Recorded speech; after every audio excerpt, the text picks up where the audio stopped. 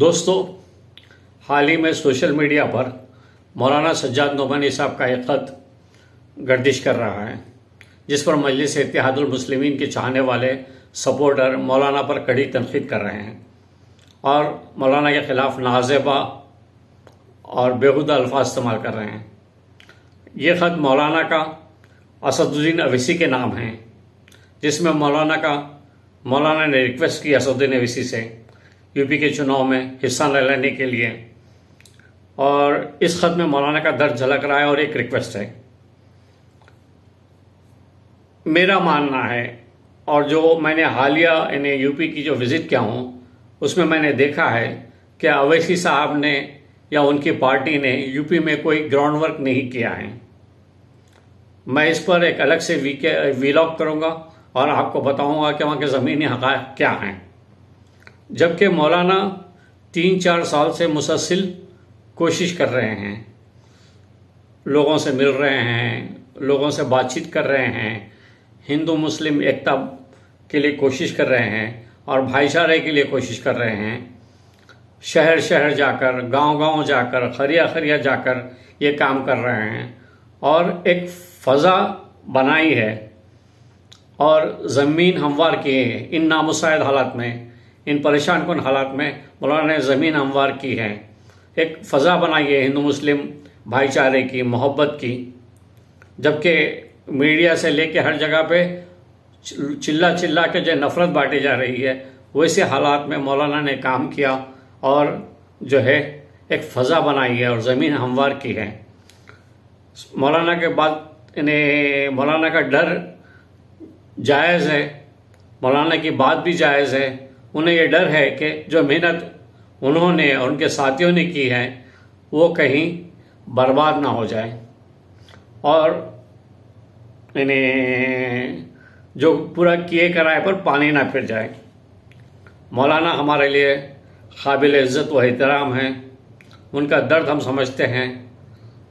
वो घर बैठने के बजाय इस सिमत में बड़ी कोशिश की है, जिसको सराहा जाना चाहिए, जिसकी जितनी तारीफ़ की जाए कम है। मेरे मौलाना से कहना है, कुछ तो मजबूरियाँ होगी, यूं ही कोई बेवफा नहीं होता, तो मौलाना भी सब्र करें। मेरी एक अपील है असदुद्दीन अवैसी साहब से और मौलाना सज्जाद नोमानी साहब से।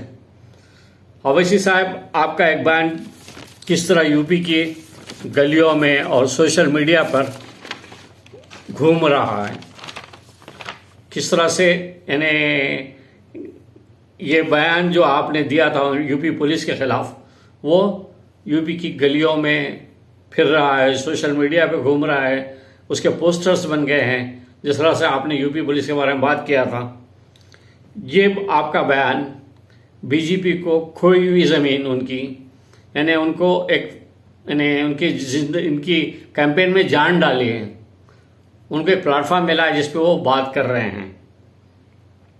वो इस बात को जायज़ ठहरा रहे हैं कि अगर योगी साहब नहीं होंगे तो अवैसी साहब ये हाल करेंगे। तो आपकी बात ने उनको एक प्लेटफॉर्म दिया है, उनकी बात को सच बताया है और आपने बात जाने भी की, अनजाने भी की, ये आप बेहतर जानते हैं, लेकिन ये बात यूपी की गलियों में चल रही है। दूसरी चीज़, आपने एक अमित शाह की तकरीर सुनी होगी। अमित शाह कह रहे थे, एन से नसीमुद्दीन, आई से इमरान मसूद, जेड से आज़म खां। उनका मजाक तो बहुत बना, लेकिन उन्होंने निज़ाम वर्सेस बीजेपी का एक कैंपेन चलाई है, यानी सीधे सीधे बीजेपी वर्सेस असदुद्दीन अवैसी, यानी हिंदू मुस्लिम का मुद्दा वो लेकर आ गए हैं और वो अपनी कैंपेन को इसी तरफ ले जा रहे हैं।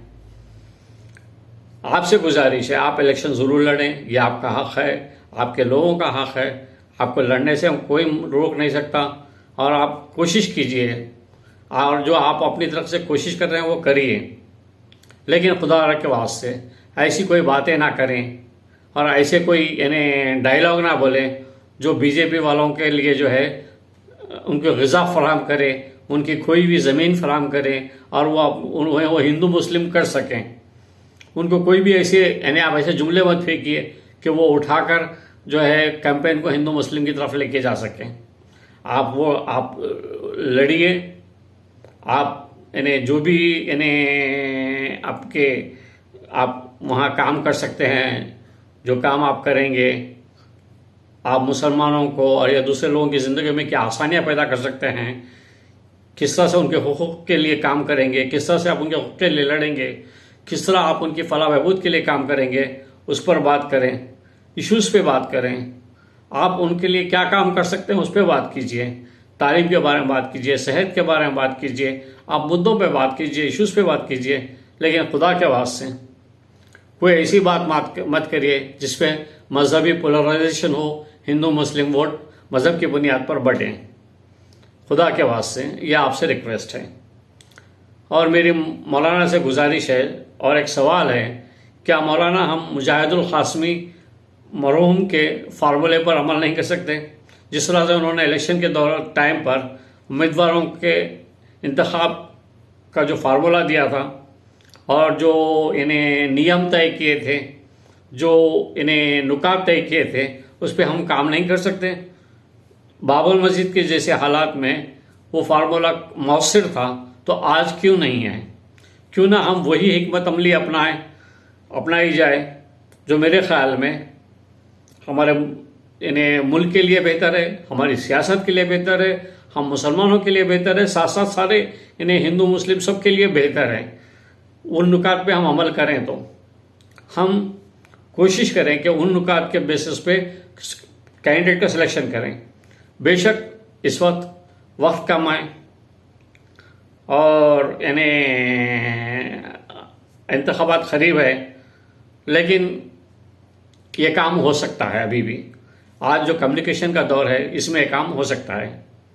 हम तमाम हलकों से उम्मीदवार के सीवी जमा करें, उनके हलके से लोगों से मालूमात करें, उनके राय लें और जो उम्मीदवार हैं उनके बारे में मालूमात करें, वो किस शख्स के कैसे इंसान है, क्या उनका रवैया है, क्या व्यवहार है, क्या वो भेदभाव करते हैं या वो हिंदू मुस्लिम सियासत करते हैं, क्या है, उनके बारे में पूरी बातें मालूम की जाए, उनके तमाम इन्हें क्वालिफ़िकेशन जमा किए जाए और बिला लिहाज मज़हब व मिल्लत सबसे अपील की जाए, हिंदू मुस्लिम सबसे अपील की जाए कि वो इस उम्मीदवार को मेरिट की बुनियाद पर वोट दें।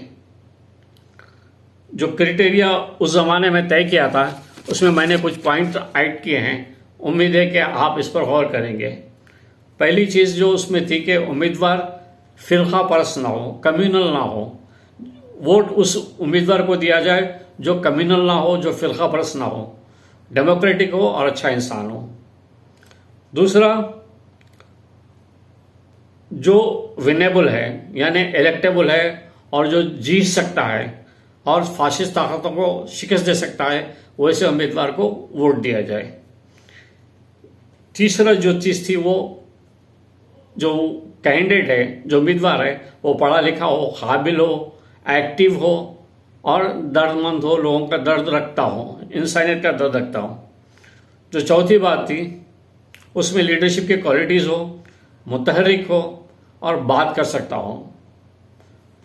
पांचवी बात ये थी कि सच्चा और खरा हो, झूठे आदमी को वोट नहीं, सच्चा और खरा हो और मोहब्बत करने वाला हो, नफरती ना हो। इसके अलावा एक पॉइंट ये भी है, आप उस उम्मीदवार को वोट दें जो विनेबल भी हो, इलेक्टेबल भी हो और जो जीत सकता है और फाशिस्ट ताकतों को शिकस्त दे सकता है। वो चाहे किसी पार्टी से हो, चाहे वो आज़ाद उम्मीदवार हो, बिना किसी भेदभाव के इलेक्टेबल को सपोर्ट किया जाए, जिसमें यह क्वालिटीज़ है, चाहे वो कोई भी हो। कहा जाए कि भाई ये बंदा है, ये आदमी है, ये कैंडिडेट है, इसके ये क्वालिफ़िकेशन है, ये चीज़ें हैं, ये बंदे के कैरेक्टर है, ये किरदार है, ये काम करता रहा है, हम इसको मेरिट की बुनियाद पर वोट देंगे। और यही बात आप यानी सबके सामने रखें, बिला लिहाज मज़हब व मिल्लत सबको बोले कि भाई हम इस बुनियाद पे इस बंदे को जो है यानी सेलेक्ट किए हैं, ये इलेक्टेबल है, इसके साथ मेजॉरिटी है, लोग इसके साथ खड़े हैं, इसको वोट दिया जाए। और आखिर में अगर मजलिस और पीस पार्टी के उम्मीदवार जो इलेक्टेबल हैं जो जीत सकते हैं, जो यानी किसी भी उम्मीदवार के खिलाफ जीत सकते हैं या जिनकी फॉलोइंग अच्छी है, जो ताकतवर हैं, उनको उनकी भरपूर सपोर्ट की जाए और उनको जिताया जाए। ये मेरी रिक्वेस्ट है, इस पर गौर कीजिए। इंशाल्लाह ये हम मुसलमानों के लिए बेहतर हो इलेक्शन। अल्लाह ताला से दुआ कर सकते हैं, जो करता है अल्लाह ताला बेहतरी करता है। इंशाल्लाह जो होगा अच्छा ही होगा, हम अच्छे की उम्मीद करते हैं। Thank you very much.